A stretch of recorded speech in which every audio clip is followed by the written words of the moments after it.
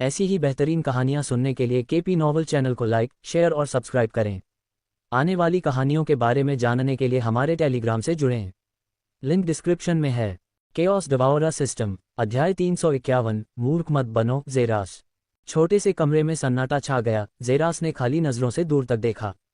सच कहूं तो उसने कभी नहीं सोचा था कि एआई को अभी भी ट्रायल के बारे में कुछ याद होगा।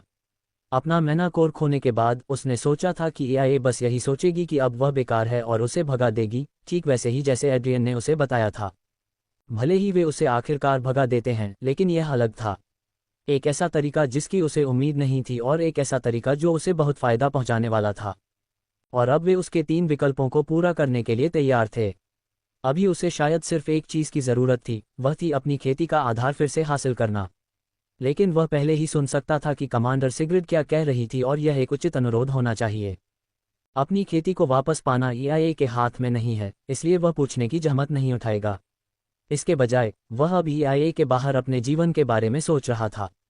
3 चीज़ें, है न? ज़ेरास ने किसी से कुछ नहीं कहा। उसने जोर से सांस छोड़ते हुए आखिरकार चुनाव किया। मैं रहने के लिए एक घर चाहता हूँ, और चूंकि मेरे पास घर नहीं है, मुझे एक घर की सख्त ज़रूरत है। मुझे एक बड़ी हवेली की ज़रूरत नहीं है जो लोगों को मेरी ओर आकर्षित करे। बस एक आरामदायक 3 बेडरूम वाला बंगला चाहिए जहां मैं अपना बाकी जीवन जी सकूं। जीवित रहने के लिए ज़रूरी सभी सामग्रियों के बिना एक घर पूरा नहीं होता। ज़ेरास, चिंता मत करो, तुम्हारे पास एक ऐसा घर होगा जिसमें तुम्हें अपने जीवन के बाकी सालों के लिए बाहर निकलने की ज़रूरत नहीं होगी। इसे पूरा समझो। तुम्हारे पास 2 और विकल्प हैं, कमांडर लेविरोन ने जवाब दिया। दूसरी बात, मुझे नौकरी चाहिए, ज़ेरास ने कहा जब दोनों कमांडरों ने अपनी भौहें ऊपर उठाईं। बेवकूफ़ मत बनो ज़ेरास, तुम इस तरह से सिर्फ जल्दी ही खुद को मार डालोगे। और तुम नौकरी किस लिए ढूंढ रहे हो? पैसे के लिए? तुम्हारे जैसे व्यक्ति के लिए ये सब बकवास है, तो फिर अपनी ज़िंदगी को और छोटा करने की क्या ज़रूरत है? मैं बेवकूफ़ नहीं हूँ और न ही मुझे अपनी हालत के बारे में पता है। जब मैं नौकरी मांगता हूँ तो मैं ऐसी नौकरी नहीं मांगता जिसमें बहुत ज़्यादा मेहनत करनी पड़े। मेरा मतलब सिर्फ ऐसी नौकरी से है जिससे मुझे सारा दिन घर पर न बैठना पड़े, ज़ेरास ने जवाब दिया। और आपके मन में क्या है? कमांडर सिग्रिड ने भौहें चढ़ाकर कहा। लाइब्रेरियन के बारे में क्या? ज़ेरास ने पूछा। दोनों कमांडरों ने भौहें सिकोड़ते हुए आखिरकार सिर हिलाया। इसे पूरा हुआ समझो, कमांडर सिग्रिड ने कहा। कमांडर लेविरोन ने भी सिर हिलाया। इसके अलावा क्या आप लाइब्रेरी और मेरे घर की जगह को सेलेस्ट्रिया फैमिली सिटी के नज़दीक बना सकते हैं? ज़ेरास ने पूछा। कमांडर लेविरोन ने अपने सिर के पिछले हिस्से को खुजलाया। क्या आपका मतलब है कि यह 9 पृथ्वी शहरों में से एक होना चाहिए? सेलेस्ट्रिया घाटी? यही है, ज़ेरास ने कहा। दोनों ने सिर हिलाया। इसे पूरा हुआ समझो। अब आपकी एक और इच्छा है, कमांडर सिग्रिड ने कहा। ज़ेरास ने अपना ध्यान अपनी बाहों में रखे कांच के बक्से की ओर लगाया। क्या आप इस ड्रैगन कोर्टिया का उपयोग कर सकते हैं? ज़ेरास ने अचानक पूछा। कमांडर लेविरोन की आंखें सिकुड़ गईं, फिर उसने अपना सिर हिलाया। यह असंभव है। आपके हाथ में मौजूद उस कोर्टिया का उपयोग केवल 2 लोग ही कर सकते हैं। एक वह व्यक्ति है जिसने इसे आपको पहली बार दिया था। वह इसका उपयोग करके वह सब वापस पा सकता है जो उसने खो दिया था। दूसरा व्यक्ति कोई और नहीं बल्कि आप हैं, जिसे वोनेक ने इसका उपयोग करने के लिए कहा था। अगर मैं इसका उपयोग करता हूं तो यह एक आंसू की बूंद पीने जैसा होगा। इसका कोई प्रभाव नहीं होगा। लेकिन क्यों? कमांडर लेवियन ने भौहें उठाकर पूछने से पहले पूछा। अच्छा, मैं चाहता हूं कि आप इसे वापस उसके पास पहुंचाने में मेरी मदद करें। क्या? दोनों कमांडर तुरंत चौंककर अपनी सीटों से उछल पड़े। मैंने कहा था कि मैं चाहता हूं कि आप इसे वापस उसके पास पहुंचाने में मेरी मदद करें, ज़ेरास ने दोहराया, जबकि कमांडर अपनी सीटों पर वापस बैठ गए, हालांकि वे अभी भी सदमे से पूरी तरह से उबर नहीं पाए थे। ठीक है, लेकिन क्यों? मुझे लगता है कि यह मेरे लिए बर्बादी है। मैं किसी को भी अपना आधा जीवन और क्षमता नहीं दे सकता, तो मैं किसी और को क्यों इकट्ठा करूंगा? वोनेक एक प्रतिभाशाली युवा ड्रैगन है जो भविष्य में बहुत उच्च स्तर की खेती तक बढ़ेगा और निश्चित रूप से एक विश्व महाशक्ति होगा। उसका आधा जीवन छीन लेना उसके अपने जीवन की बर्बादी होगी। इससे उसे कोई लाभ नहीं होगा। इसलिए मुझ पर ऐसे संसाधन को बर्बाद करने की कोई आवश्यकता नहीं है। मैंने पहले ही जीवन को छोड़ दिया है। अभी मैं केवल अपना शेष जीवन शांति और खुशी से जीना चाहता हूँ। मुझे उम्मीद है कि आप दोनों मेरी बात समझ गए होंगे, ज़ेरास ने कहा और उसने बॉक्स को कमांडर लेविरोन के हाथों में वापस धकेल दिया। यह मेरी तीसरी इच्छा है। क्या तुम इसे पूरा कर सकते हो? ज़ेरास ने उदास भाव से पूछा, जबकि कमांडर लेविरोन ने अपनी मुट्ठी में सुनहरे आंसू की बूंद को देखा और फिर सिर हिलाया। चिंता मत करो ज़ेरास, तुम्हारी सारी इच्छाएं पूरी होंगी, जैसा वादा किया गया था। अच्छा, तुम मुझे अभी यहाँ छोड़ सकते हो।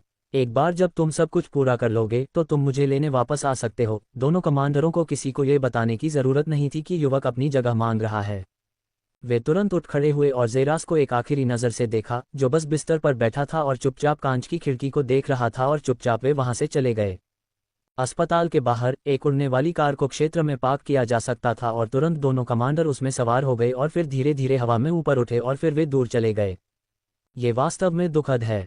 इतनी प्रतिभा बर्बाद हो गई। बस ऐसे ही, कमांडर लेविरॉन ने अपने नीचे अस्पताल को देखते हुए कहा। उनकी आंखें भावनाओं से भरी हुई थीं। छोटे बच्चे, उनका उग्र खून ही उन्हें अंत में मार डालता है, कमांडर सिग्रिड ने कहा, जैसे ही उन्होंने धीरे धीरे अस्पताल से अपनी आंखें हटाईं और उनकी आंखों में एक उग्र दृढ़ संकल्प दिखाई दिया। इसमें कोई संदेह नहीं है कि इस बार ईआई को बहुत बड़ा नुकसान हुआ है, लेकिन बदले में इसने एक बहुत बड़ी बुराई को भी खत्म कर दिया है, जो दुनिया को अपने घुटनों पर लाने की क्षमता रखती है। ये नुकसान इसके लायक है, कमांडर सिग्रिड ने कहा। उनकी आवाज़ दृढ़ विश्वास से भरी हुई थी, लेकिन इससे भी अधिक ऐसा लग रहा था जैसे वे खुद को सांत्वना देने की कोशिश कर रहे थे। चिंता मत करो जेरास, हम उस व्यक्ति को ढूंढ लेंगे जिसने तुम्हें अपंग बनाया है, और जब हम उसे पकड़ लेंगे तो उसने तुम्हारे साथ जो किया है वही ईआई द्वारा उसके साथ किए जाने वाले काम की तुलना में सबसे बड़ी दया होगी, कमांडर सिग्रिड ने कहा, और तुरंत कार दूर निकल गई। अध्याय 352 वापस उठना। अस्पताल की खिड़की के समतल पर देखते हुए जेरास की खाली आंखें धीरे धीरे उससे दूर चली गईं, क्योंकि उसने अपने होंठ खोले। उसके मुंह से सफ़ेद हवा का झोंका निकल रहा था। सिस्टम, क्या तुम अभी भी वहां हो? जेरास ने भौहें उठाकर पूछा, क्योंकि उसने देखा कि सुनहरी अधिसूचना उसकी नज़र के सामने आ रही थी। हाँ, तुम भी कब जाओगे? जेरास ने एक भावशून्य भाव से पूछा, इससे पहले कि अधिसूचना पैनल एक बार फिर से दिखाई दे। तकनीकी रूप से यह होस्ट के मरने के बाद होता है। ओह, तुम अगले 3 साल तक इंतजार करोगे? ओह, जेरास ने अपनी आंखें मूंद कर मजाक करते हुए कहा। ठीक है, कम से कम मैं मरने तक अकेला नहीं रहूंगा। हाँ, सिस्टम अधिसूचना दिखाई दी। ऐसा लग रहा था कि वह एक बार फिर अपने सामान्य बातूनी मोड में लौट आया था। मैं वास्तव में परेशान हूँ, क्या तुम्हें नहीं लगता? खान ने पूछा और बिस्तर पर वापस गिर पड़ा। सिस्टम ने भविष्यवाणी की है कि होस्ट की मृत्यु जल्द ही होगी, और सिस्टम की गणना के अनुसार ये परिणाम बहुत बेहतर है, क्योंकि इससे होस्ट को जीने के लिए 3 और साल मिल जाते हैं। अरे, सिस्टम को धिक्कार है। तुम्हें मुझसे सहानुभूति रखनी चाहिए, मेरा और मजाक नहीं उड़ाना चाहिए, जेरास ने विरोध में दहाड़ लगाई। दुर्भाग्य से, सिस्टम ऐसा नहीं है जो अपनी सहानुभूति को बिस्तर पर रख कर सो जाए और अपनी स्थिति के बारे में उदास हो जाए। होस्ट को कई बार कहा गया है कि होस्ट को अपने जीवन को अधिक गंभीरता से लेना चाहिए और सभी विकर्षणों को दूर करना चाहिए, लेकिन होस्ट ने मना कर दिया है, ऐसा अभिनय करते हुए जैसे वह सिस्टम से ज्यादा जानता है जो अनगिनत युगों से जीवित है। इसलिए सिस्टम बिल्कुल भी सहानुभूति नहीं रख सकता। सिस्टम ने पहले ही बहुत समय पहले परिणाम की भविष्यवाणी कर दी थी। आह, तुम जीत गए। मैं वास्तव में इसका खंडन नहीं कर सकता। तथाकथित दोस्तों ने बहुत निराश किया। खैर, कुछ को छोड़कर। लेकिन आप जानते हैं सिस्टम, मुझे अभी भी इसका पछतावा नहीं है। और ऐसा क्यों है? यही एकमात्र कारण था कि आपने अपना साधना आधार खो दिया। हाँ, शायद, लेकिन मुझे ये भी पता चला कि आपने क्यों कहा कि दोस्त बनाने की कोशिश करना समय की बर्बादी है। जब आपने मुझे पिछली बार बताया था, मैंने सोचा TCH एक आई क्या जानता है, इसलिए मैंने इसे अनदेखा कर दिया, ये सोचकर कि मैं अच्छी तरह जानता हूं कि मैं क्या कर रहा हूं। मैंने वह समय समर्पित किया जो प्रशिक्षण के लिए होना चाहिए था और इसे बेवकूफ़ी भरी चीज़ों पर लगा दिया। मैं कहूँगा कि मैंने केवल अपना सबक सीखा है, और कमांडर सिग्रिड भी सही थे। मेरा मतलब है कि अगर मैंने अपनी तथाकथित प्रतिभा दिखाने की कोशिश नहीं की होती तो मैं शायद एड्रियन का ध्यान आकर्षित नहीं कर पाता और फिर भी मेरा साधना आधार होता। लेकिन इससे मुझे एक और महत्वपूर्ण सबक भी मिला। दुनिया के सामने अपनी क्षमता साबित करने की इच्छा रखने में तकनीकी रूप से कुछ भी गलत नहीं है, लेकिन खुद को बचाने के लिए पर्याप्त ताकत के बिना ये बेवकूफ़ी है। अगर मैं कमांडरों की तरह होता तो वे सभी किसी भी स्थिति में तुरंत पूरी ताकत से आगे बढ़ने से नहीं डरते। वे काफ़ी मजबूत हैं और दुनिया के शिखर के करीब पहुंच चुके हैं, एक ऐसा स्तर जहां वे जो करते हैं उसका बहुत कम परिणाम होता है। मुझे चुपचाप साधना करनी चाहिए थी और उस अवस्था तक पहुंच जाना चाहिए था। एक बार जब मैं शिखर पर पहुंच जाऊंगा तो मैं पूरी ताकत से काम कर सकता हूं। महान प्रतिभा होने में कुछ भी गलत नहीं है, लेकिन जब तक आप अपनी गांठ की रक्षा नहीं कर सकते, अपनी प्रतिभा और क्षमताओं का दिखावा करना मौत की प्रतीक्षा करने के समान है। इससे भी अधिक अविश्वसनीय तथ्य यह है कि मैं एक दुश्मन संगठन में ऐसा कर रहा था जहां मैं एक जासूस के अलावा कुछ नहीं था। ये कितना बेवकूफ़ी भरा है, जेरास ने अविश्वास भरे भाव से कहा। अब उसे अपनी हरकत समझ में आ गई और उसे एहसास होने लगा कि वह कितना बेवकूफ़ है। उसकी हरकतें बहुत बचकानी थीं और अब उसे ये भी समझ में नहीं आ रहा था कि वह पहली जगह में ऐसा बेवकूफ़ाना निर्णय कैसे ले सकता है। ऐसा लगता है कि मेजबान को आखिरकार कुछ समझ आ रही है। लेकिन क्या आप जानते हैं कि आप किस बारे में और भी सही हैं? कि आप एक बेवकूफ़ हैं। नहीं, यह मेरे बिस्तर पर अपनी गाड़ पर सोने और नाराज़ होने के बारे में है। ये समय की बर्बादी है। हो सकता है कि मैंने अपनी साधना का आधार खो दिया हो, लेकिन क्या इसका मतलब यह है कि मैंने सब कुछ खो दिया है? मैं बिस्तर पर बैठकर कैसे सोच सकता हूँ कि मेरा काम तमाम हो गया है? ज़ेरास ने पूछा और वह ज़मीन से उछलकर अपने पैरों पर खड़ा हो गया। एक घटिया एफ ग्रेड अनाथालय के लड़के से लेकर एक खराब चूहे की प्रयोगशाला तक, मैं ऊपर उठने और EIA द्वारा देखे गए सबसे महान प्रतिभाशाली लोगों में से एक बनने में सक्षम था। अगर मैं उस स्थिति से बच सकता हूँ, तो अब क्यों नहीं बच सकता जब मैंने अपनी साधना का आधार खो दिया है और मेरे पास जीने के लिए सिर्फ 3 साल और बचे हैं? मैं इससे क्यों नहीं बच सकता? मेरे पास जीने के लिए अभी भी 3 साल और बचे हैं, ज़ेरास ने खुद से कहा और अपनी भौहें सिकोड़ लीं। लेकिन पहले मुझे अपनी वर्तमान स्थिति के फायदे और नुकसान का विश्लेषण करना होगा। मैं आपकी मदद क्यों नहीं करता? ज़ेरा के चेहरे पर उदासी छा गई और अचानक सुनहरा नोटिफिकेशन दिखाई दिया। सबसे पहले, ये है, आपने अपना मैनाकोर खो दिया है। आपने अपने सभी जीन, अपने एब्सोल्यूट मॉर्फ जीन और अपने एस्ट्रल टाइटन जीन खो दिए हैं। दूसरे, आपके पास जीने के लिए सिर्फ यहाँ और साल बचे हैं। अगर आपने वह ड्रैगन टीयर ले लिया होता, तो आपके पास जीने के लिए 23 साल और होते। लेकिन अब जब आपने उसे वापस कर दिया है, तो आपके पास जीने के लिए सिर्फ यहाँ और साल बचे हैं। इसलिए आपके पास ज़्यादा समय नहीं बचा है और आप जल्द ही मर जाएंगे। ठीक है, इसका विश्लेषण करने के लिए आपका धन्यवाद, ज़ेरा ने कहा और नाक सिकोड़ते हुए कहा। सिस्टम कभी भी एक बार भी नहीं बदलता, ये हमेशा उसे और भी ज़्यादा नुकसान पहुंचाने की कोशिश करता है जब भी उसे नुकसान होता है। अब मैं आपको फ़ायदे बताता हूँ। सबसे पहले, यह है कि मैं अब EIA से बाहर हूँ। ये कैसे फ़ायदा है? ज़ीरा के होंठ ऊपर की ओर मुड़े तो सिस्टम नोटिफिकेशन पैनल दिखाई दिया। सबसे पहले, यह है कि नियमित EIA अधिकारियों के विपरीत, मैं एक कुलीन EIA सैनिक हूँ जो मुझे मेरी मृत्यु तक हमेशा के लिए EIA से बांध देता है। मैं सेवानिवृत्त नहीं हो सकता और मैं किसी अन्य सेना में शामिल नहीं हो सकता। चाहे ये कितना भी सुंदर लगे, मैं अभी भी हमेशा के लिए अनिवार्य रूप से EIA का गुलाम हूँ और मुझे अगले कम से कम 10 वर्षों तक उन जंजीरों से बचने की कोई उम्मीद नहीं है। लेकिन अब मैं आज़ाद हूँ और खुद और तुम्हारे अलावा किसी और चीज़ से बंधा नहीं हूँ। क्या तुम समझ रहे हो? अध्याय 353, ज़ेरास, चाटुकारों का राजा। मैंने कभी ऐसा नहीं सोचा था। ऐसा इसलिए है क्योंकि आपने कभी EIA को नहीं छोड़ा। हम अंदर थे, इसलिए जब तक हम इससे बाहर नहीं निकल गए, तब तक हमें कोई समस्या नहीं दिखी। ये गुरुत्वाकर्षण की तरह ही है। कोई व्यक्ति तब तक नहीं जान पाएगा कि यह मौजूद है जब तक कि वह ज़मीन से कूदकर बाहर निकलने की कोशिश न करे। तभी इसका असर देखा जा सकेगा। अब जब मेरे साथ कोई संगठन नहीं है, तो यह वैसा ही है जैसे मैंने पहली बार शुरू किया था।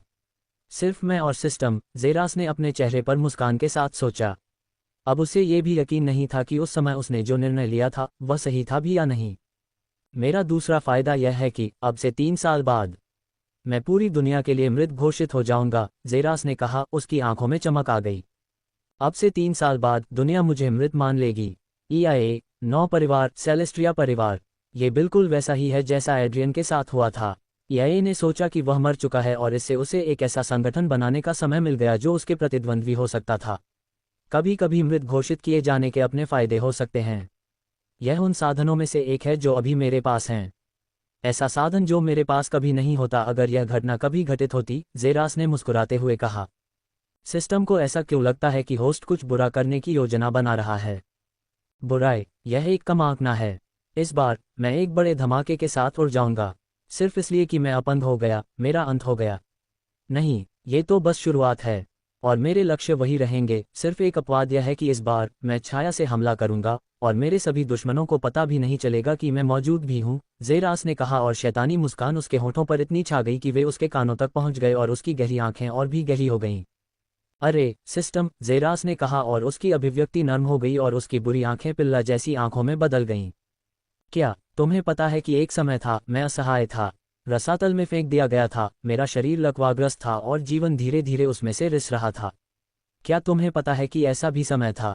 ज़ेरास ने पूछा, जब वह अधिसूचना पैनल के प्रकट होने से पहले अगले 3 सेकंड तक प्रतीक्षा कर रहा था। हाँ, और जब मैं मर रहा था, अपनी कब्र में कदम रखने से 1 इंच दूर, हमेशा के लिए बर्बाद होने से 1 इंच दूर, मेरे सामने एक रोशनी खिल उठी, मेरे जीवन का एक देवदूत। वह आया और उसने मुझे बचाया। उसने मुझे अनंत विनाश और घोर अंधकार से बचाया जो मुझे निगलने की धमकी दे रहा था। वह मेरे जीवन का उद्धार करता था। क्या तुम जानते हो वह कौन था? ज़ेरास ने उदास भाव से पूछा।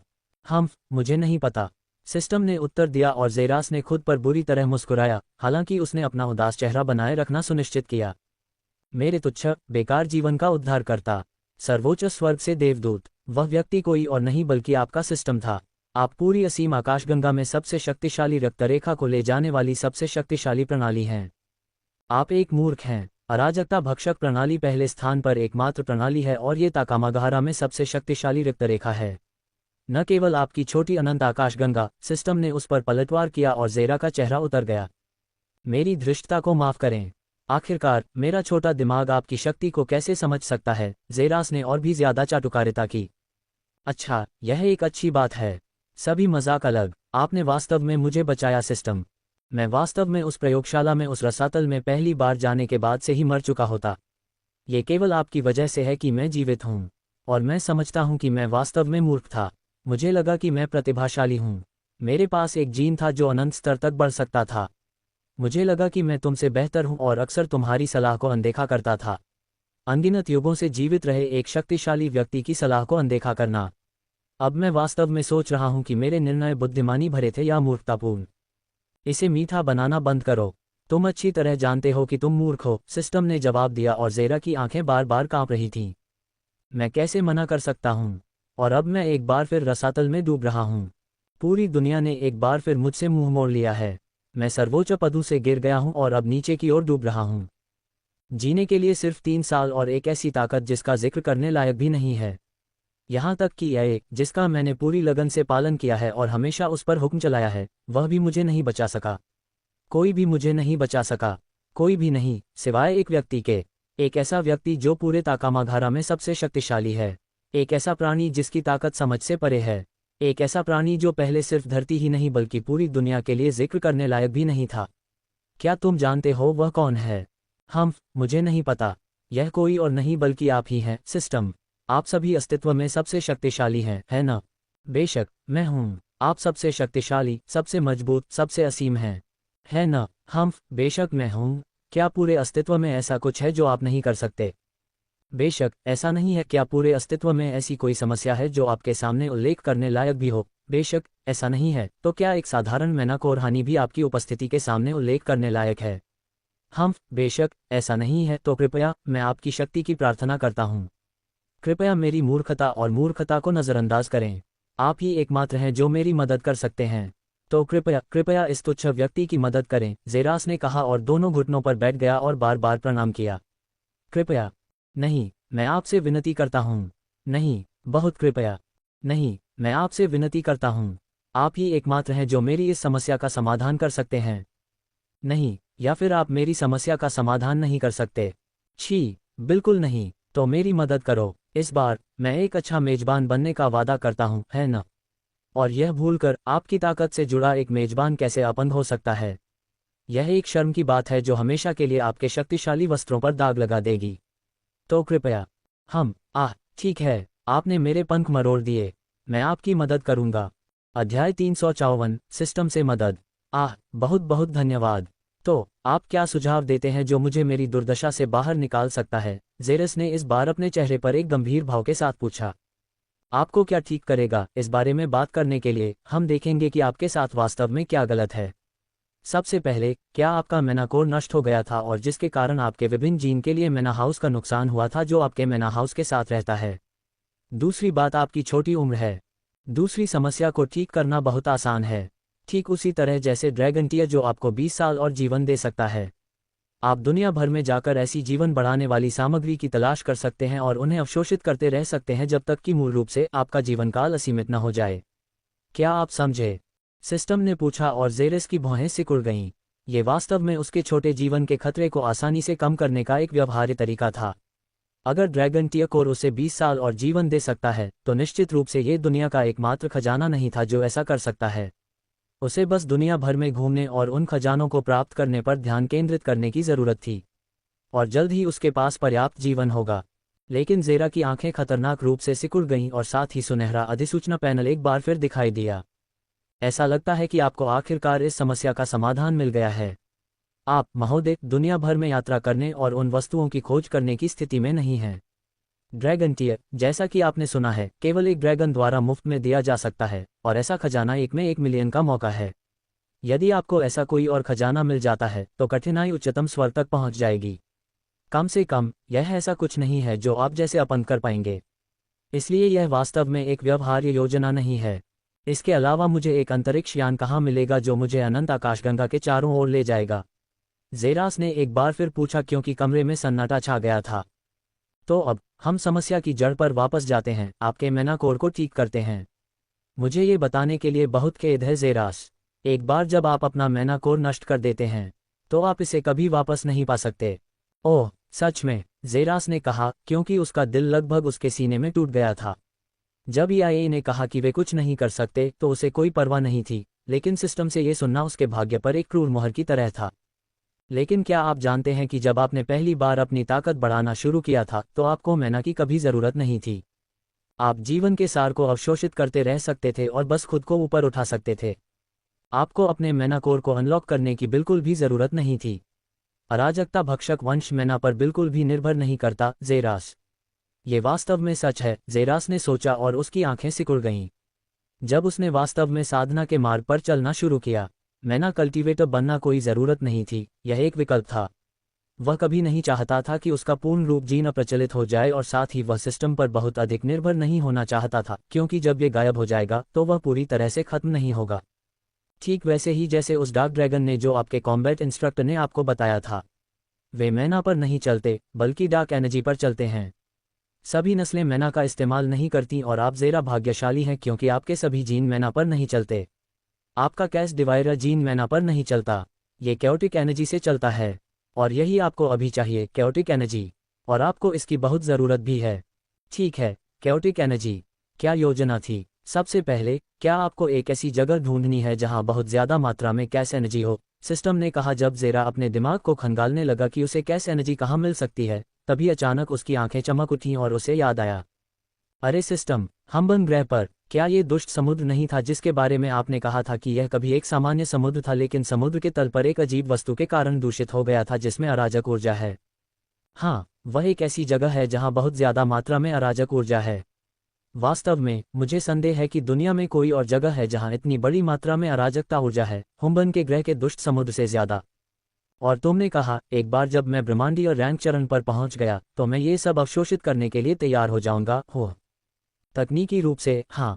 एक बार जब आप ब्रह्मांडीय और रैंक चरण पर पहुंच गए तो आप सब कुछ अवशोषित करने में सक्षम होंगे, और यह आपकी खेती को सीधे गैलेक्सी रैंक चरण तक बढ़ा सकता है।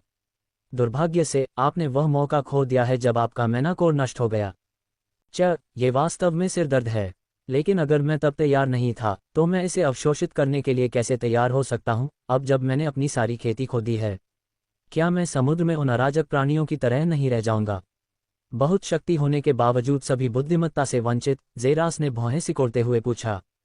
उसे अभी भी याद है कि पिछली बार जब वह समुद्र में था तो उसने तुरंत नीचे की ओर भागने और जिम्मेदार वस्तु को अवशोषित करने की कोशिश की थी, लेकिन उसे बताया गया था कि वह सिस्टम द्वारा अराजक प्राणियों में से एक बनकर मर जाएगा। शक्तिशाली लेकिन बिना किसी बुद्धि के, और उनकी बुनियादी बुद्धि अधिक अराजक ऊर्जा ढूंढ रही होगी। उसके लिए यह मौत से भी बदतर था। ये वास्तव में सच है। 90% संभावना है कि आपकी सारी बुद्धि छीन ली जाएगी और आप एक नासमझ राक्षस बन जाएंगे। और इससे भी अधिक यह है कि आपने अपना मैनाकोर खो दिया है, जो वह स्थान था जहां अराजक ऊर्जा होनी चाहिए थी। लेकिन अब आपके पास इसे संग्रहित करने के लिए कोई जगह भी नहीं है, आपको इसे अपने शरीर के भीतर संग्रहित करना होगा। यह एक जोरदार धमाके के साथ फटने से पहले कुछ सेकंड भी नहीं टिकेगा। अरे, मुझे यकीन है कि आपने इसे इतनी जल्दी मारने के लिए मेरी उम्मीदें नहीं जगाईं। तो इसका समाधान क्या है? एक सच्चे अराजकता भक्षक में विकसित होना। अध्याय 355, एकमात्र रास्ता। एक सच्चे अराजकता भक्षक में विकसित होना। क्या? सुनहरा अधिसूचना पैनल दिखाई दिया और ज़ेरा की आंखें चौंककर चौड़ी हो गईं। क्या तुम भूल गए हो कि तुम सिर्फ एक आधे बच्चे हो जिसके पास मानव जीनोम का 50% और अराजकता भक्षक जीनोम का 50% है? मैं नहीं भूला हूँ, ज़ेरास ने संक्षेप में उत्तर दिया। अच्छा, अपने शरीर के भीतर इतनी बड़ी मात्रा में अराजक ऊर्जा को समाहित करने में सक्षम होने के लिए आपको एक सच्चे अराजकता भक्षक होना होगा। केवल एक सच्चे अराजकता भक्षक का शरीर ही इतनी मात्रा में ऊर्जा को अवशोषित करने में सक्षम होगा। लेकिन मैं ऐसा कैसे करूं? मुझे पता है कि मुझे 20वें स्तर पर पहुंचने के बाद विकसित होना चाहिए था, लेकिन यह अभी भी असंभव है क्योंकि अब आप जानते हैं, सब कुछ अपनी प्रारंभिक क्षमताओं के 5% तक कम हो गया है। जेरास ने अनिश्चित नज़र से उत्तर दिया।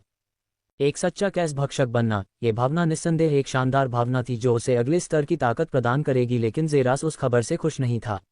जीवन में वह जिस चीज़ से सबसे ज्यादा डरता था वह थी एक सच्चा कैस भक्षक बनना।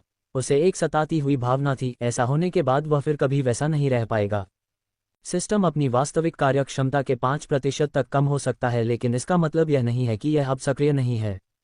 आपको उस बार को भरने और लेवल 20 तक पहुंचने के लिए खोज करनी होगी, और मुझे वास्तव में नहीं पता कि उस तक पहुंचने में कितना समय लगेगा यदि सिस्टम आपको दिए जाने वाले सामान्य EXP का केवल 5% ही पुरस्कृत करेगा। मेरा अनुमानित हिसाब कहता है कि यदि आप पूरी ताकत से आगे बढ़ते हैं तो आप 2 साल में उस बार को भर लेंगे। लेकिन पूरी ताकत से आगे बढ़ने का मतलब होगा हर गुजरते सेकंड के साथ खोज को पूरा करना। आप जानते हैं कि यह असंभव है। खोज हमेशा नहीं होती। मुझे उन्हें उत्पन्न करने के लिए खुद को एक चुनौतीपूर्ण स्थिति में रखना होगा, और ऐसा हर गुजरते सेकंड में नहीं होता है। जेरास ने जोर से सोचा। मुझे खुशी है कि आप ये जानते हैं। तो कम से कम आपको पता है कि बार को पूरा करने में आपको लगभग 3 साल लगने चाहिए। सौभाग्य से आपके पास जीने के लिए 3 और साल हैं। बिल्कुल सही है ना? नहीं नहीं, ये बिल्कुल सही नहीं है। बिल्कुल भी सही नहीं, ये बहुत जोखिम भरा है। क्या होगा अगर मैं 3 साल में जल्दी से जल्दी खोज पूरी नहीं कर पाया? मैं मर जाऊंगा। जेरास ने जोर से दहाड़ लगाए। अरे, आपको उम्मीद नहीं थी कि यह आसान होगा, है ना? आपने अभी सब कुछ खो दिया है। आपको खुश होना चाहिए कि आपके संकटों से बाहर निकलने का एक तरीका भी है। मैंने जोखिम बता दिया है जेरास, अब ये पूरी तरह से आपके हाथ में है। जेरास ने जोर से सांस छोड़ी क्योंकि उसके सिर में भयानक सिरदर्द था। और कोई दूसरा रास्ता नहीं है। जेरास ने कहा, मुझे डर है कि कोई नहीं है। आपको 3 साल के भीतर उस बार को भरना होगा। फिर आप हुम्बन ग्रह पर जाएंगे और आप एक सच्चे अराजकता भक्षक में विकसित होने के लिए मालिवोलेंट सागर में अराजक वस्तु का उपयोग करेंगे। उसके बाद आप अपने शरीर में सभी अराजक मन को संग्रहित करने में सक्षम होंगे।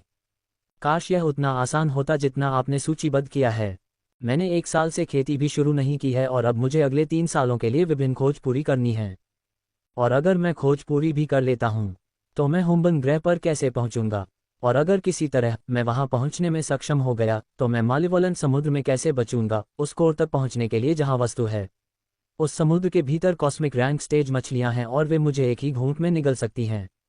मैं उनकी नाक के पास से कैसे चल सकता हूं और उस वस्तु को कैसे छीन सकता हूं जो उनके विकास के लिए जिम्मेदार है, और उम्मीद कर सकता हूं कि मैं जिंदा बच जाऊंगा। ये बहुत जोखिम भरा है। मैं इस पर बहस नहीं कर रहा हूं। लेकिन जेरास, अगर तुम इसे कर सकते हो और तुम सच में सफल हो। क्या तुम्हें याद है जब मैंने तुमसे कहा था कि ये 9 परिवार और पूरी पृथ्वी चीजों के भव्य चरण में महत्वहीन है? एक बार जब तुम एक सच्चे कैस डिवोरा में विकसित हो जाते हो, तो तुम समझ जाओगे कि वह भव्य चरण क्या है। तुम समझ जाओगे कि तुम वास्तव में क्या हो, शक्ति क्या है, और SSS ग्रेड रक्तरेखा वाले होने का सही अर्थ क्या है। ऐसा नहीं है कि मैं इसे करने से मना कर सकता हूं। एक बार जब मैं एक सच्चा कैस डिवोरा बन जाऊंगा तो मेरे पूर्ण रूप से मॉर्फ जीन और मेरे एस्ट्रल टाइटन जीन का क्या होगा? जेरास ने अचानक पूछा। ठीक है, तुम्हारे दोनों जीन मैना पर काम करते हैं, लेकिन एक बार जब तुम कैस डिवोरा बन जाते हो, उनके साथ 2 चीजें हो सकती हैं। या तो वे पूरी तरह से बाहर निकल जाते हैं। कैस डिवोरा जीन बहुत घमंडी होता है और इसने तुम्हारे उन दोनों बेकार जीन को केवल इसलिए अनुमति दी थी क्योंकि यह तुम्हारे DNA के केवल 50% पर हावी था। एक बार जब यह तुम्हारे DNA के 100% पर हावी हो जाता है, ये कहना सचमुच कठिन है कि क्या यह आपके जीन को बने रहने देगा। सिस्टम ने जवाब दिया और जेरा का दिल ठंडा हो गया। दूसरी संभावना यह है कि यह आपके जीन को बनाए रखेगा और उन्हें मन के बजाय अराजक ऊर्जा द्वारा चलाया जाएगा। और क्या ऊर्जा स्रोत के परिवर्तन से उनमें भी बदलाव नहीं आएगा? जेरास ने भौहें चढ़ाकर पूछा। बेशक ऐसा होगा। अराजक ऊर्जा मन के विपरीत है, इसलिए आप उम्मीद कर सकते हैं कि आपके जीन उस नकारात्मकता को ग्रहण करेंगे जो वे थे। संक्षेप में, वे फिर कभी वैसे नहीं होंगे, सिस्टम ने जवाब दिया और जेरास ने खाली देखा। ठीक है, ये कम से कम पहले विकल्प से बेहतर है। अब जब आप जानते हैं कि आप क्या करने जा रहे हैं, क्या आप इसके लिए जाने वाले हैं? हाँ, और इस बार मैं पूरी कोशिश करूंगा, जेरास ने कहा और अपने पैरों पर खड़ा होकर दरवाजे की ओर बढ़ा। तभी अचानक सुनहरे रंग का अधिसूचना पैनल एक बार फिर दिखाई दिया। समय आधारित खोज जारी की गई है। बारबरेन और स्तर 20 तक पहुंचे। पुरस्कार 1, एक सच्चे अराजकता भक्षक में विकास। 2, दुकान अंततः अनलॉक हो जाएगी। समय 3 वर्ष। दंड मृत्यु। अध्याय 356 वोनिक द ग्लूटोनस ड्रैगन। ड्रिंग ड्रिंग ड्रिंग। अलार्म घड़ी की आवाज पूरे विशाल सुसज्जित बेडरूम में गूंज रही थी, जहां एक अजीब जानवर दिखाई दे रहा था। हर बार जम्हाई लेने पर उसकी नाक से तेज गड़गड़ाहट वाली बर्फ और सफेद बालों के गुच्छे निकल रहे थे। जानवर का पूरा शरीर लगभग 3 मीटर की चौंकाने वाली लंबाई तक पहुंच गया था और उसका पूरा शरीर सुंदर सुनहरे तराजू से ढका हुआ था जो रात के आसमान में सितारों की तरह खूबसूरती से चमक रहे थे। उसके चेहरे पर एक विशाल खर्राटे की आवाज थी जिसमें नुकीले दांतों की कतारें और नोक पर एक छोटी सुनहरे रंग की नाक थी। अलार्म घड़ी की आवाज ने बिस्तर पर पड़े विशालकाय जानवर को हिला दिया और धीरे धीरे अपनी आंखें खोले बिना उसके हाथ ऊपर उठे और उसके सुनहरे रंग के पंजों में से एक ने बाहर निकलकर स्टॉप बटन पर टैप किया, जिससे पूरे कमरे में बजना बंद हो गया। इसका विशाल मुंह चौड़ा हो गया और एक अंतहीन ब्लैक होल दिखाई दिया, क्योंकि जानवर ने अपनी सुनहरी रंग की आंखें खोलने से पहले जोर से जम्हाई ली। आह, एक और शानदार सुबह, ये बोला और अपने पैरों पर खड़ा होने की कोशिश की, लेकिन उसका सिर छत की छत पर जा लगा, क्योंकि विशालकाय जानवर ने अपने पंजे छीनते हुए अपना सिर नीचे कर लिया। छी, वह भगवान त्यागी वास्तुकार कौन था जिसने इस शापित कमरे का निर्माण किया था? जानवर ने विरोध में दहाड़ लगाए और अगले ही सेकंड में उसके शरीर के भीतर से एक चमकदार सुनहरा प्रभामंडल फूट पड़ा, जिसने जल्दी से उसके पूरे शरीर को ढक लिया। लेकिन अगले ही मिनट में यह उतनी ही तेजी से बिखर गया जितनी तेजी से आया था, और अजीब तरह से विशालकाय जानवर अब नहीं रहा। अब इसकी जगह एक मांसल युवक था, जिसकी ऊंचाई 1.9 मीटर थी और जिसके बहुत लंबे सुनहरे बाल और आंखें थीं। अगर जेरास ने उसे देखा होता तो वह तुरंत पहचान लेता कि वह कोई और नहीं बल्कि वोनिक था। धीरे धीरे वह बिस्तर से उठ खड़ा हुआ। उसके पैर अभी भी कांप रहे थे, जिससे उसकी नींद की तीव्र इच्छा का पता चलता था, लेकिन उसने खुद को मजबूर किया और बाथरूम की ओर जाने की कोशिश की। ईआईए के बारे में वोनिक को एक भी ऐसी चीज पसंद नहीं थी, और जिस चीज से वह सबसे ज्यादा नफरत करता था वह थी सुबह जल्दी उठना। ड्रैगन जल्दी नहीं उठते। एक बार जब वे सो जाते हैं तो वे फिर से जागने से पहले 2 महीने से लेकर 1 साल तक की नींद में रह सकते हैं, जबकि बड़े ड्रैगन कभी कभी 10 साल से ज्यादा समय तक भी सो जाते हैं। लेकिन यहाँ ईआईए में बेचारे उसे हमेशा सुबह जल्दी उठने के लिए मजबूर किया जाता था, ठीक वैसे ही जैसे इंसानों को। खैर, ये वैसे भी ज्यादा समय के लिए नहीं है, वोनिक ने खुद से कहा, और अपनी पीठ को झुकाकर और अपनी आंखों के नीचे बड़ी बड़ी आंखों को दबाए हुए अनिच्छा से खुद को बिस्तर से दूर खींच लिया और सीधे बाथरूम की ओर चल पड़ा। 30 मिनट बाद लंबे सुनहरे बालों और आंखों वाला एक युवक आईने के सामने खड़ा दिखाई दे रहा था। ईआईए की गहरे लाल रंग की वर्दी पहने हुए वह ईआईए में अन्य ईआईए न्यू कैडेटों से अलग नहीं था। उस पर कपड़े की भावना कभी नहीं बदलती। ये हमेशा की तरह ही बेवकूफ़ और अजीब लग रहा था। उसे समझ में नहीं आया कि मनुष्य क्या ढक रहे थे। वह हमेशा हर स्थिति में अपने ड्रैगन रूप में रहना पसंद करता था, लेकिन लानत प्रोटोकॉल के कारण उसे हमेशा वर्दी पहननी पड़ती थी, जो उसे हमेशा अपने मानव रूप में रहने के लिए मजबूर करती थी। दिन के लिए ड्रेसिंग भाग के साथ समाप्त, अगली चीज सबसे महत्वपूर्ण थी, और शायद वह एकमात्र चीज जो उसे ईआईए के बारे में पसंद थी। बेडरूम से बाहर निकलते हुए उसके ठीक बगल में एक छोटे से कोने में एक डाइनिंग रूम था, और तुरंत वोनिक उसके पास गया। अपने कदमों को थोड़ा सा उछालते हुए वह फ्रिज के सामने पहुंचा, जो वास्तव में एक विशाल अलमारी से बेहतर होगा, और एक अच्छी तरह से ढकी हुई विशाल ट्रे निकाली जो लंबाई और सांस में 0.5 मीटर तक पहुंचती थी। बिना किसी आवाज के उसने एक हाथ से पूरी प्लेट उठाए और फिर फ्रिज बंद कर दिया, और फिर वह कुर्सी की ओर बढ़ा और ट्रे को टेबल पर रखकर अपनी सीट पर बैठ गया। चम्मच और कांटा और पानी का मग पहले से ही वहां रखा हुआ था जहां उन्हें होना चाहिए था। पिछली रात उसने सब कुछ व्यवस्थित कर दिया था। दुनिया में यह एकमात्र ऐसी चीज थी जिसकी तैयारी दूसरे दिन के लिए की जानी थी। आखिरकार ड्रैगन के लिए खेती करने का सबसे तेज तरीका बस ज्यादा खाना था, इसलिए अपने खाने को गंभीरता से लेना कड़ी मेहनत करने के समान ही था। एक तेज गति से कवर को हटा दिया गया और दीवार पर फेंक दिया गया। उसके बाद पूरे कमरे में सुंदर सुगंध की खुशबू फैल गई और वोनिक के मुंह में पानी भर गया। बाद में मांस का एक विशाल थप्पड़ था जो किसी विशालकाय प्राणी की गोद जैसा दिख रहा था। ये भाप से भरा हुआ था और इसके चारों ओर अलग अलग मसाले थे, जिससे वोनिक ने दुनिया को सबसे सुंदर मुस्कान दी। यही कारण था कि उन्हें यह पसंद था। ये बस पौराणिक खाना पकाने की कला है, ऐसा कुछ जो उनके घर की दुनिया में वापस नहीं मिल सकता था। और बिना एक भी समय बर्बाद किए उन्होंने तुरंत अपने कांटे और चाकू को इतनी कुशलता से चलाना शुरू कर दिया कि ये दावत के तरीके के आविष्कारकों को शर्मिंदा कर देगा। 1 मिनट बाद एक संतोषजनक बेल उसके मुंह से निकला, जो अजीब तरह से उसके कानों तक फैल गया, क्योंकि वोनिक अपनी कुर्सी पर गिर गया और अंदर बाहर सांस ले रहा था जैसे कि वह अभी अभी किसी दिव्य प्राणी के साथ युद्ध से गुजरा हो। आह, यही सच्चे आनंद की परिभाषा है। उसने खुद से कहा, अपनी आंखें बंद करके उस आनंदमय पल की सराहना करते हुए जब अचानक ड्रिंग ड्रिंग उसकी घड़ी अचानक जोर से बज उठी और उसकी सुनहरी आंखें चौंक कर खुल गईं और उसने अधिसूचना की सामग्री को देखा। व्यक्तिगत अधिसूचना। कमांडर लेवेरॉन, अरे पेटू, 17वीं मंजिल पर ये मुख्यालय में मुझसे मिलने आओ अभी। तुम्हारे दोस्त के पास तुम्हारे लिए एक संदेश है। इस बार फिर से वह बेशर्म बूढ़ा फॉगी क्या कर रहा है? वोनेक ने जोर से सोचा, लेकिन फिर भी वह अगले ही सेकंड में अपने पैरों पर खड़ा हो गया और तुरंत बाहर निकलने की ओर बढ़ गया। अध्याय 357, वोनेक का विश्वास। यह मुख्यालय पूरे यह प्रशिक्षण बेस में सबसे ऊंची संरचना है। सैकड़ों यह अधिकारी लगातार संरचना में आते और बाहर निकलते रहे और एक सुनहरे बालों वाला और आंखों वाला युवक विशाल संरचना के प्रवेश द्वार पर दिखाई दिया। वोनेक ने धीरे से अपना सिर उठाया, भीड़ के साथ अंदर जाने से पहले विशाल संरचना को देखा। विशाल हॉल के अंदर पहुंचकर उसने वेटरों के पास जाने की जहमत नहीं उठाई और सीधे बगल में स्थित लिफ्ट की ओर बढ़ गया। डिंग। वोनेक के संरचना में प्रवेश करते ही तुरंत ये खुल गई। उसकी आंखें तुरंत बटन की ओर मुड़ गईं और उसने अपनी उंगलियां फैलाईं जो बटन से सिर्फ 1 इंच की दूरी पर रुक गईं। और धीरे धीरे उसने अपनी उंगलियां वापस खींच लीं और अपने सिर के पिछले हिस्से को खुजलाया। उसने फिर से क्या कहा? वोनेक ने संख्याओं का एक सेट इनपुट करने से पहले मूर्खतापूर्ण तरीके से पूछा। लगता है मुझे बस सब कुछ आजमाना होगा, उसने खुद से सोचा, जैसे ही लिफ्ट ने डिंग की आवाज़ की और तुरंत उसे ऊपर की ओर ले जाया गया। 30 मिनट बाद और ये लानत पुरानी धुंध कहाँ है? वोनेक ने उलझन में खुद से सोचा। वह अब तक 152वीं बार लिफ्ट से गुजर चुका था, फिर भी उसे वह व्यक्ति नहीं मिला था जिसे वह पहले ढूंढ रहा था। अचानक ड्रिंग ड्रिंग उसकी घड़ी जोर से बज उठी। जैसे ही उसने धीरे धीरे अपना ध्यान डिवाइस पर लगाया और नोटिफिकेशन को देखा। व्यक्तिगत नोटिफिकेशन। कमांडर लेवेरॉन, अरे लानत है ग्लूटेन, अभी अभी एक सुनहरे बालों वाले व्यक्ति द्वारा कथित रूप से अतिक्रमण करने की 150 खबरें मिली हैं। वह तुम नहीं हो सकते, है न? लानत नंबर 17वीं मंजिल का है। और क्या तुम नोटिफिकेशन तक पहुंचने के लिए अपने लानत नोटिफिकेशन पैनल की जांच नहीं कर सकते? ओह, ऐसी बात है, वोनेक ने जोर से जम्हाई लेते हुए सोचा, इससे पहले कि उसके हाथ लिफ्ट के किनारे बटन की ओर बढ़े और उसने 17 नंबर डाला। डिंग रिंग। तुरंत दरवाजा बंद हो गया और उसे तुरंत ऊपर की ओर ले जाया गया। धीरे धीरे 5 मिनट से भी कम समय में वह रुक गया। डिंग। दरवाजे ने डिंग की आवाज़ की जैसे ही वोनेक मध्यम आकार के हॉल में दाखिल हुआ, जहां एक कांच की मेज और 3 कुर्सियां दिखाई दे रही थीं। 2 कुर्सियां मेज के अंत में थीं, जबकि एक और वोनेक के ठीक सामने थी और तुरंत वह धीरे धीरे उस ओर बढ़ा और अपनी गांड नीचे करके बैठ गया। उसके ठीक सामने 2 मध्यम आयु वर्ग के व्यक्ति थे, जो कोई और नहीं बल्कि कमांडर सिग्रिड और कमांडर लेवेरोन थे।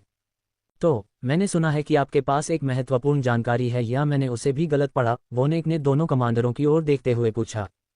किसी भी अभिवादन या उस तरह की किसी भी चीज का कोई संकेत नहीं था, भले ही वह 2 कमांडरों के सामने खड़ा था।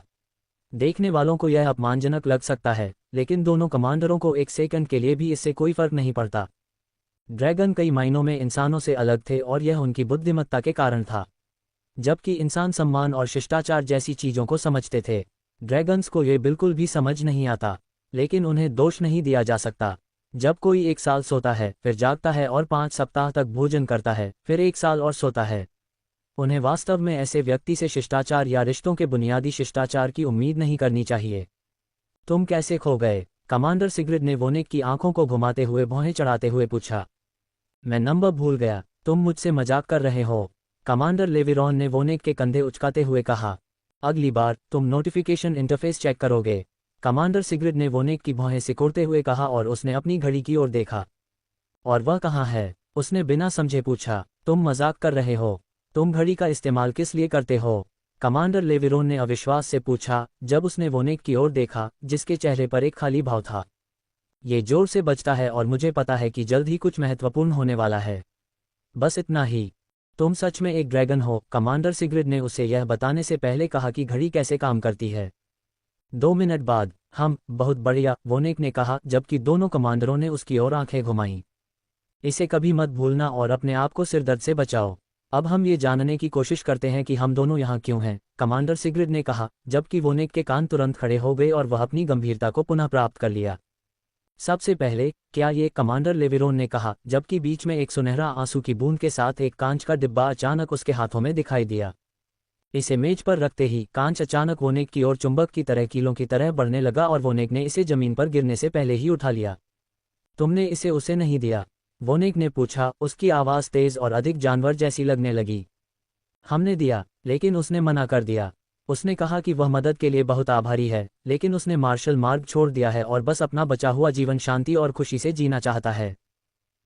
ये सुनकर दुख हुआ, वोनिक ने कहा और उसकी आंखें भ्रम में सिकुड़ गईं। क्या मैं उसके बारे में गलत हो सकता हूँ? वोनिक ने अपने आप से बड़बड़ाते हुए अपनी दाहिनी कलाई को देखा जहाँ एक अजीब टैटू देखा जा सकता था। यह एक आकृति की छवि थी जो धुंध से घिरी हुई थी, जबकि आकृति के पीछे एक सुनहरे रंग का ड्रैगन था जो वोनिक को सभी पहलुओं में दिखाई दे रहा था। मैं गलत नहीं हो सकता। फेट शेयरिंग ड्रैगनॉइड टैटू गलत नहीं हो सकता। वह निश्चित रूप से वही है। वोनिक ने अपने आप से बड़बड़ाते हुए अपनी आंखें घबराहट और भ्रम में खतरनाक रूप से संकुचित करते हुए कहा। लेकिन ये बिल्कुल भी समझ में नहीं आता है। वह अपना बचा हुआ जीवन जीने का क्या मतलब है? वोनिक ने एक भौं उठाकर पूछा और उसने दोनों कमांडरों को भ्रमित नज़र से देखा। मुझे उम्मीद नहीं है कि ड्रैगन समझ पाएगा। उसके मन कोर के नष्ट होने की प्रक्रिया ने उसके जीने की इच्छा पर बहुत बड़ा प्रभाव डाला और उसने बस विरोध करना बंद करने का फैसला किया। इसके बजाय मार्शल पथ के संघर्ष और प्रतिस्पर्धा से दूर पूरी तरह से जीवन जीने पर ध्यान केंद्रित किया। इसे समझना मुश्किल है, इसलिए इसके बारे में बहुत ज़्यादा मत सोचो, कमांडर लेविरोन ने कहा। जैसे ही वोनिक ने सिर हिलाया और उसकी एक उंगली एक लंबे सुनहरे पंजे में बदल गई, उसने तुरंत कांच के बक्से को छेद दिया और आंसू की बूंद तुरंत उसके पास वापस आ गई और उसकी छाती में केंद्रित हो गई, जिससे उसकी आंखें अचानक और भी अधिक चमकदार सुनहरे रंग की हो गईं। ऐसा नहीं है कि मैं नहीं समझता, ये तुम दोनों ही मूर्ख हैं। ज़ेरास कभी भी इतनी आसानी से नीचे जाने के लिए सहमत नहीं होगा, कभी नहीं। अध्याय 358, उसके सामने ईआई कमांडरों को भी झुकना चाहिए। तो इस बात को खत्म करते हुए चलिए दूसरी खबर पर चलते हैं। कमांडर सिग्रिड ने वोनिक के सिर हिलाने पर कहा, तुम्हारे परिवार ने तुम्हें वापस घर बुला लिया है, और वह अनुरोध कोई और नहीं बल्कि तुम्हारे पिता का है। गोल्डन सम्राट, कमांडर लेविरॉन ने वोनिक की भौहें चढ़ाते हुए समझाया। वह आखिरकार अपनी नींद से जाग गया है, उसने चौंकते हुए पूछा, क्योंकि दोनों कमांडरों ने सिर हिलाया। तुम्हें पता है कि तुम्हारे परिवार ने पहले ही तुम्हें वापस घर बुला लिया है या अपने कोर टीयर ड्रॉप को किसी बेकार इंसान के साथ साझा करने के लिए कहा है।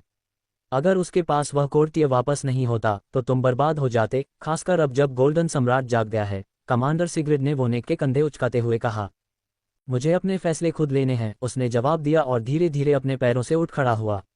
मैं कब जाऊंगा? उसने दोनों कमांडरों से पूछा और उन दोनों ने एक ही समय पर जवाब दिया। अभी। ठीक है, चलो चलते हैं, उसने जवाब दिया और तुरंत ही वह दरवाजे से बाहर निकल गया और लिफ्ट में चढ़ गया और जल्दी से गायब हो गया। गोल्डन सम्राट को नींद से जगाया गया है जबकि उसका बेटा एक इंसान को अपना गोल्डन कोर ड्रॉप देने की कोशिश कर रहा था। कुछ अजीब है, कमांडर लेविरॉन ने कहा, जिससे कमांडर सिग्रिड की आंखें सिकुड़ गईं। सच है, मुझे लगता है कि यह पैतृक ड्रैकोनिक मूल द्वार के कारण हो सकता है जो जल्द ही खुलने वाला है। ये सभी विभिन्न ड्रैगन जातियों को उत्साहित कर रहा है और कई ड्रैगन नींद से जाग रहे हैं। ड्रैगन के राजा जेड ड्रैगन सम्राट के जागने में बस कुछ ही समय बाकी है, लेकिन इसका हमसे ज़्यादातर कोई लेना देना नहीं है। अब तक ड्रैगन अपनी सीमाएं पार नहीं करते हैं, हम भी अपनी सीमा में ही रहेंगे, कमांडर सिग्रिड ने कहा और दोनों कमांडर अपने पैरों पर खड़े हो गए और जल्दी से गायब हो गए, कमरे को मौत के सन्नाटे में वापस छोड़ दिया। 3 महीने बाद ईआई प्रशिक्षण बेस हमेशा की तरह चलता रहा। कैडेट अपनी कक्षाओं में जाते हैं और बचा हुआ समय दोस्तों के साथ बिताते हैं, जबकि ईआई अधिकारी अपना ज़्यादातर समय अलग अलग मिशन पूरा करने में बिताते हैं। ईआई के स्थानिक खेती कक्ष में पूरा क्षेत्र अंतरिक्ष का एक विशाल खालीपन था जो पूरे क्षेत्र में फैला हुआ था। दूरी पर विभिन्न सितारों की रोशनी जगह को बहुत रोशन करती हुई देखी जा सकती थी, लेकिन अंतरिक्ष में जो अजीब था वह एक अविश्वसनीय रूप से चमकीला तारा था जो बेहद भेदने वाली नीली रोशनी से भरा हुआ था जो पूरे अंतरिक्ष में फैल रही थी। अगर कोई इस नीले तारे को देख सकता है और सीधे इसके अवरोध को भेद सकता है तो उसे एक आकृति दिखाई देगी। लंबे चांदी के बालों वाला एक युवक जो उसके पीछे तैर रहा था और उसके पूरे शरीर पर एक विशालकाय जानवर का एक अजीब नीला टैटू था। टैटू से नीली रोशनी धड़कते हुए दिल की तरह स्पंदित होती थी, जिससे ऊर्जा की एक निरंतर लहर पैदा होती थी जो पूरे अंतरिक्ष में प्रवेश करती थी, जिससे अंतरिक्ष उसकी शक्ति के नीचे बहता था। अचानक नीली रोशनी की 2 भेदी किरणें पूरे अंतरिक्ष में फैल गईं, सैकड़ों मील दूर तक फैल गईं, इससे पहले कि रोशनी धीरे धीरे फीकी पड़ जाए और बैठे हुए युवक की अविश्वसनीय रूप से सुंदर नीली आंखें आखिरकार सामने आ गईं। चेहरा बर्फ की तरह सफ़ेद, आंखें एक चमकीले नक्षत्र के अवशेष की तरह। अगर ज़ेरास ने आकृति देखी होती तो उसे अपनी आंखों पर संदेह होता, लेकिन फिर भी वह दावा करता कि यह व्यक्ति किसी परिचित व्यक्ति जैसा दिखता है, और वह कोई और नहीं बल्कि क्विन वॉर्ड स्पेस था। नीली ऊर्जा के अवशेषों को पकड़े हुए बासी सफ़ेद हवा उसके मुंह से निकली जब उसकी आंखें दूर तक देखने लगी, इससे पहले कि वह अपनी आंखों पर हाथ रखे। क्विन अपने हाथों पर बने अजीब जानवर की रूपरेखा देख सकता था और अच्छी तरह से जानता था कि यह उसके पूरे शरीर में बना हुआ था। 5वां स्थानिक सिद्धांत। क्विन ने सोचा, उसकी आवाज़ अनुपयोग के कारण थोड़ी कर्कश थी। वह पिछले 5 महीनों से उन सिद्धांतों को समझने के अलावा कुछ नहीं कर रहा था और अब उसने आखिरकार 5वां सिद्धांत समझ लिया था। मेरा रास्ता, ये सामान्य रास्ते से भटक गया है, हालांकि मुझे लगता है मैं अभी भी सही रास्ते पर हूँ। क्विन ने अजीब टैटू को देखकर सोचा। उसे पता था कि वॉटस्पेस परिवार में से किसी के पास इस तरह का टैटू नहीं है, लेकिन उसके पास ये था। इसका श्रेय उसे अंतरिक्ष दानव होने को दिया जा सकता है और यहाँ तक कि उसके शरीर पर टैटू भी जानवर की धुंधली आकृति का था, हालांकि असली तस्वीर अभी तक स्पष्ट नहीं थी। खोलो, उसने फुसफुसाया और तुरंत काबूम! पूरे अंतरिक्ष में एक मध्य ब्रह्मांडीय रैंक के मंच की भयावह आभा फैल गई, क्योंकि अंतरिक्ष खुद कांच के टुकड़ों की तरह बिखर गया, सिर्फ उसकी आभा के निकलने से। धीरे धीरे अपने पैरों पर खड़े होते हुए क्विन को एक अजीब सा एहसास हुआ। ऐसा लगा जैसे उसके आसपास का अंतरिक्ष पूरी तरह से उसके पूर्ण नियंत्रण में था, क्योंकि उसने अचानक अपने हाथ फैलाए और एक सरल इच्छा के साथ अंतरिक्ष उसके सामने पानी की तरह अलग हो गया, क्योंकि उसके हाथ अंतरिक्ष के आवरणों को भेदते हुए शून्य में गायब हो गए। मैं आखिरकार इस अवस्था में पहुंच गया हूं। शून्य से फिसलने की अवस्था। एकदम सही समय की बात करें, उसने भावशून्य भाव से सोचा। जब क्विन ने अंतरिक्ष की ओर देखा और महसूस किया कि ईआईए के हवाई क्षेत्र के ऊपर खड़े अंतरिक्ष के सामने 3 आकृतियां दिखाई दे रही हैं। कुल 3 आदमी बिल्कुल भी आभा नहीं बिखेर रहे थे। Ring ring. ईआईए में हर संरचना में तीव्र अलार्म की आवाज़ गूंज उठी, क्योंकि ईआईए के सभी अधिकारी तुरंत संरचनाओं से बाहर निकल आए और तेजी से आसमान की ओर बढ़ गए। अलार्म की वह आवाज़ घुसपैठ की आवाज़ थी और कोई व्यक्ति जो हज़ारों राडार को सचेत किए बिना प्रशिक्षण बेस में प्रवेश कर सकता था, जो उन्हें सचेत करने के लिए बनाए गए थे, उनके चेहरे पर तुरंत ही सतर्कता लाने के लिए काफ़ी था। और यहाँ तक कि ईआईए में मौजूद ग्रैंड कमांडर भी आसमान में उड़ गए। लेकिन जब उनके कानों में ये शब्द गूंजे तो उन्हें ज़्यादा चिंता करने की ज़रूरत नहीं पड़ी। मेरे अपमानजनक घुसपैठ को माफ़ करें। मुझे उम्मीद है कि आप सभी बुरा नहीं मानेंगे। ये शब्द उनके ऊपर गूंजे और 5 कमांडरों ने अपने सिर उठाए, जहां 3 आदमी धीरे धीरे नीचे उतरे, लेकिन तुरंत ही उनके चेहरे बदल गए जब उन्होंने बीच में खड़े चांदी के बालों वाले आदमी को देखा। और तुरंत ही उन सभी ने अपना सिर झुका लिया। हम ईआईए कमांडर शून्य स्थान सम्राट को सम्मान देते हैं। अध्याय 359 शून्य स्थान सम्राट। सभी ईआईए कमांडरों ने एक ही समय में एक व्यक्ति को प्रणाम किया। इस वास्तविकता ने सभी अन्य ईआईए अधिकारियों को चौंका दिया, क्योंकि उन्होंने हवा में खड़े 3 लोगों को देखा और आश्चर्य किया कि वे कौन या क्या थे। सभी ईआईए कमांडरों के लिए यह पर्याप्त वर्णन था, लेकिन उन्होंने शून्य स्थान सम्राट का नाम भी सुना, जिसे वास्तव में अधिकांश लोगों ने पहले कभी नहीं सुना था। लेकिन शून्य स्थान नाम निश्चित रूप से कुछ ऐसा था जो उन्होंने सुना था, जो 9 परिवारों में तीसरे स्थान पर था। और तब ये सब क्लिक हुआ। शून्य स्थान परिवार में एकमात्र व्यक्ति जो ईआईए कमांडरों के लिए झुकने के योग्य था, केवल एक ही हो सकता था। शून्य स्थान परिवार का कुलपति, कृपया तुरंत उठें, शून्य स्थान सम्राट ने कहा, क्योंकि सभी कमांडर तुरंत अपने पदों से खड़े हो गए।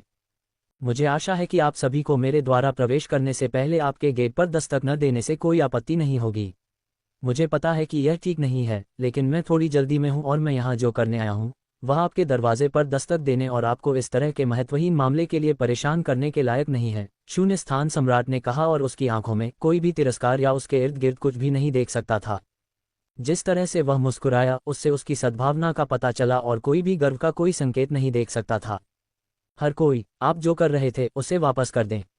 ईआईए सुरक्षित है। अधिसूचना सभी अधिकारियों की घड़ी पर दिखाई दी, क्योंकि वे सभी जल्दी से तितर बितर हो गए और जल्द ही वे केवल कमांडर और ईआईए में 3 आगंतुक थे।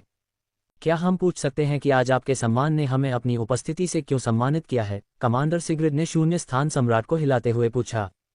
आप मेरी बहुत चापलूसी कर रहे हैं। मैं यहाँ अपने एक परेशान करने वाले बच्चे के लिए आया हूँ। क्विन शून्य स्थान, मैं उसे अब वापस घर लाने का इरादा रखता हूँ, शून्य स्थान सम्राट ने कहा, और ईआईए कमांडर का चेहरा तुरंत बदल गया। मुझे डर है कि यह असंभव है। ये कुछ ऐसा है जिसके बारे में आप अच्छी तरह से जानते हैं, आपका सम्मान। हम अपने छात्रों को बाहर नहीं देते, कमांडर सिग्रिड ने जवाब दिया, और सम्राट के पीछे खड़े 2 लोगों ने अपनी आंखें सिकोड़ लीं। लेकिन ईमानदारी से कहूं तो वे भी अच्छी तरह से जानते थे कि ईआईए वास्तव में अपने छात्रों को किसी को नहीं देता है, चाहे वे कितने भी करीबी क्यों न हों। और जबकि शून्य स्थान सम्राट अपना रास्ता बना सकता है, क्योंकि आसपास के समूह में कोई भी उसका मुकाबला नहीं कर सकता था, यही ईआईए के साथ युद्ध का संकेत होगा, जो भयानक बल के साथ जवाब देगा। यही कारण था कि 9 परिवारों ने ईआईए को बहुत सिरदर्द नहीं दिया और बस उनके संचालन को अनदेखा कर दिया। उनकी जुनून क्षमता, बेशक मैं अच्छी तरह से जानता हूँ। मैं बस उम्मीद कर रहा था कि शायद मेरे जैसे किसी व्यक्ति के लिए कोई विशेष अपवाद हो, शून्य स्थान सम्राट ने कहा, लेकिन कमांडर सिगरेट की अभिव्यक्ति में कोई बदलाव नहीं आया और बस उसी नज़र से उसे देखा। हालांकि यह पहले से ही एक उत्तर से अधिक था। आह, यह और इसकी सख्ती, वर्डस्पेस सम्राट ने अपनी जीभ चटकाते हुए कहा। लेकिन मैं समझता हूँ, आप बस अपने ग्रैंड कमांडरों के कानून का पालन कर रहे हैं। मैं एक ऐसा व्यक्ति हूँ जो पदानुक्रम में विश्वास करता है और यह भी मानता है कि पदानुक्रम का बहुत सम्मान किया जाना चाहिए। अगर आपने मुझे बस जाने दिया होता तो मैं निराश हो जाता, वर्डस्पेस सम्राट ने कहा, जबकि यह कमांडरों ने अपनी भौहें उठाईं। फिर भी मैं आज क्विन को वापस लाऊंगा। क्या आप तीसरा वर्डस्पेस सार्वभौमिक नियम जानते हैं, कमांडरों? उसने अचानक पूछा, जबकि कमांडर सिगरेट की आंखें खतरनाक रूप से सिकुड़ गईं। इसे उनके लिए पढ़ो, रोयल, कमांडर सिरिड ने कहा, जबकि उसके पीछे खड़े लोगों में से एक ने कागज का एक लंबा जंग लगा रोल खोला और पढ़ना शुरू किया। वर्डस्पेस परिवार का तीसरा सार्वभौमिक नियम। अंतरिक्ष दानव वर्डस्पेस परिवार का नंबर 1 और सबसे बड़ा दुश्मन है। जो कोई भी किसी को आश्रय देता है और पालता है, वह शून्य स्थान परिवार के साथ युद्ध की तलाश कर रहा है और उसे पूर्ण विनाश का सामना करना पड़ेगा, उस आदमी ने पढ़ा, क्योंकि कमांडर के कुछ भावों से आश्चर्य प्रकट हो रहा था। हम किसी भी अंतरिक्ष दानव को आश्रय नहीं देते हैं और न ही हम गुप्त रूप से किसी का पालन पोषण करते हैं। इसलिए हमारा सार्वभौमिक नियम से कोई लेना देना नहीं है, उसने उत्तर दिया और शून्य स्थान सम्राट की ओर देखा। उसके भाव में कोई बदलाव नहीं आया। लेकिन अगर मैं अंतरिक्ष दानव को पकड़ने के लिए यहाँ आऊँ तो क्या आप मुझे रोकेंगे, कमांडरों? उसने एक सौम्य मुस्कान के साथ पूछा, जबकि कमांडर सिगरेट की आंखें सिकुड़ गईं। हम नहीं रोकेंगे। अच्छा, वर्डस्पेस सम्राट ने मुस्कुराते हुए कहा और अचानक अपने हाथों को आगे की ओर बढ़ाया, जैसे कि सैकड़ों रून से अंकित एक क्यूबिक बॉक्स हो। जैसा कि आप सभी पहले से ही जानते होंगे कि यहाँ एक स्पेस डेमन सेंसर है। यह इस बेस के भीतर मौजूद स्पेस डेमन को महसूस करने में सक्षम होना चाहिए और अभी, वर्डस्पेस सम्राट ने कहा और अचानक गेंद को अपने पीछे फेंक दिया, लेकिन कमांडर की चौंकने वाली निगाहों से पहले यह अचानक आगे की ओर घूम गया और जल्द ही यह एक इस संरचना के शीर्ष पर आकर रुक गया, इससे पहले कि अचानक एक अविश्वसनीय रूप से चमकदार लाल रोशनी चमक उठे, जिससे अन्यथा भावनाहीन कमांडर सिगरेट भी अपनी स्थिति पर अचंभित हो गए, पूरी तरह से सदमे में। आपके हाव भाव से मैं कह सकता हूं कि आपको भी पता नहीं था कि आप एक स्पेस डेमन को पनाह दे रहे हैं। इसलिए वर्डस्पेस परिवार आपको इसके लिए बाहर जाने देगा, वर्डस्पेस सम्राट ने मुस्कुराते हुए कहा, जबकि कमांडर सिगरेट ने हवा में उतरने से पहले एक छोटा सा धनुष दिया। एक सेकंड बाद अंतरिक्ष के ताने बाने में गायब हो गया और तुरंत ही शेष कमांडर भी गायब हो गए। केवल 3 आदमी हवा में अकेले रह गए। वर्डस्पेस सम्राट ने धीरे धीरे अपना ध्यान कमांडरों से हटा लिया और उस दूरी पर देखा जहां क्रिस्टल चमक रहा था। जब तुम्हारे पिता बाहर इंतजार कर रहे थे तब वहां बैठना बहुत अपमानजनक है न? वर्डस्पेस पैट्रियार्क ने असहाय मुस्कान के साथ कहा, जब उसने लाल क्यूबिक बॉक्स को देखा और तुरंत बॉक्स के चारों ओर की जगह का खालीपन टुकड़ों में बिखर गया और एक युवा व्यक्ति की आकृति प्रकट हुई, जो रूनिक बॉक्स के सामने क्रॉस लेग बैठा था और अपने चेहरे पर एक जिज्ञासु भाव के साथ उसमें छेड़छाड़ करता रहा। ये वास्तव में एक दिलचस्प कलाकृति है। अध्याय 360, क्विन, एकमात्र विसंगति। क्या दिलचस्प कलाकृति है, क्विन ने अपने चेहरे पर एक जिज्ञासु भाव के साथ कहा, क्योंकि वह अपने सामने छोटे क्यूबिक बॉक्स को दिलचस्प तरीके से देख रहा था। क्यूबिक बॉक्स से कुछ ऐसा निकल रहा था जो उसके भीतर अविश्वसनीय रूप से गहरी किसी चीज के साथ तालमेल बिठा रहा था, लेकिन इससे भी ज्यादा दिलचस्प ये था कि क्यूबिक एक लाल रोशनी के साथ स्पंदित हो रहा था जो उसके दिल की धड़कन के समान ही थी, भले ही उसने अपने दिल की धड़कन को बढ़ाकर खेला हो। वाकई एक दिलचस्प टुकड़ा, उसने सोचा, इससे पहले कि उसके हाथ क्यूबिक बॉक्स के चारों ओर फैले और उसके चारों ओर लिपटे। जैसे ही क्विन के हाथों से धुएं की गंध आने लगी, तुरंत ही एक तीखी आवाज पूरे स्थान में गूंज उठी, लेकिन यह ज्यादा देर तक नहीं रहा जब क्यूबिक बॉक्स तुरंत टुकड़ों में टूट गया और जल्दी से पतली हवा में बिखर गया। क्विन ने धीरे धीरे अपने हाथों से धूल झाड़ते हुए अपनी बैठने की स्थिति से सीधा खड़ा हुआ। उसकी नीली आंखों में अनगिनत लाल रक्त की धारियां थीं और माथे पर एक बड़ी नस उभरी हुई थी, हालांकि उसके चेहरे पर एक भी भाव नहीं था। तुम बहुत जल्दी बड़े हो गए हो, क्विन। ये पहले कभी नहीं देखा जितना तेज था, और वह भी परिवार से बिल्कुल भी समर्थन प्राप्त किए बिना। ये वास्तव में मुझे आश्चर्यचकित करता है कि तुम इतनी जल्दी कैसे मजबूत हो गए, एथरस्टन, शून्य स्थान सम्राट ने मुस्कुराते हुए कहा और कोई भी उसकी आंखों में गर्व की झलक देख सकता था। छी, तुम कमीने, क्विन ने दांत पीसते हुए कहा, क्योंकि क्विन के आसपास की जगह कांप उठी जैसे कि भयानक दबाव में हो और फिर तुरंत टुकड़ों में बिखर गई। मैं बस कुछ बातें जानना चाहता हूँ, क्विन। तुम्हारे भाई, उन्हें क्या हुआ? मेरे भाई, क्विन ने भौहें चढ़ाते हुए कहा, जिससे एथरस्टन के चेहरे पर एक हल्की मुस्कान आ गई और उसने अपना सिर हिलाया। तुम अभी भी बहुत बचकाने हो मेरे बेटे। अभी भी अतीत में उलझा हुआ हूँ, लेकिन पूछने के लिए, मेसन और थियो का क्या हुआ? उनकी आत्मा की प्लेट टूटी नहीं है, जिससे पता चलता है कि वे पूरी तरह से जीवित हैं, लेकिन वे कभी वापस भी नहीं लौटे। वे कहाँ हैं? जहाँ उन्हें होना चाहिए था। शून्य स्थान की खेती के मैदान में, अपंग और अगले 100 सालों तक अपने अपराधों के बारे में सोचने के लिए छोड़ दिया गया। मुझे लगा कि वे बाहर निकलने की कोशिश करेंगे और शेष 9 परिवारों के प्रतिभाशाली लोगों द्वारा मारे जाएंगे, लेकिन मुझे लगता है कि उन्होंने वास्तव में आप जैसे रीढ़विहीन कायरों की तरह व्यवहार किया और खेती के स्थान पर बैठकर और अगले 100 सालों तक प्रतीक्षा करके सुरक्षित खेलना चुना, जब शायद कोई मूर्ख उन्हें मुक्त करने आएगा। क्विन ने घृणा से थूका क्योंकि शून्य स्थान परिवार के पीछे 2 मध्यम आयु वर्ग के पुरुषों के भाव तुरंत बदल गए और फिर उग्र क्रोध में बदल गए। ये सुनकर दुख हुआ और साथ ही साथ यह शांत करने वाला भी है। अगर आपने उन्हें मार दिया होता तो मुझे वास्तव में गुस्सा आता। जब तक जीवन है तब तक आशा है, एथरिस्टन ने मुस्कुराते हुए कहा और क्विन ने अपनी जीभ चटकाई। शायद मुझे वास्तव में उन्हें मार देना चाहिए था, उसने खुद को नापसंद करते हुए सोचा। लेकिन आपने अंतरिक्ष दानव बनना चुना है। क्यों? एथरिस्टन ने कहा जैसे ही उसकी दाहिनी मुट्ठी उसकी मुट्ठी में कस गई, जिससे उसके हाथों से खून की बूंदें बहने लगीं। क्योंकि अब मेरा तुम्हारे घटिया कमीने वंश से कोई लेना देना नहीं है।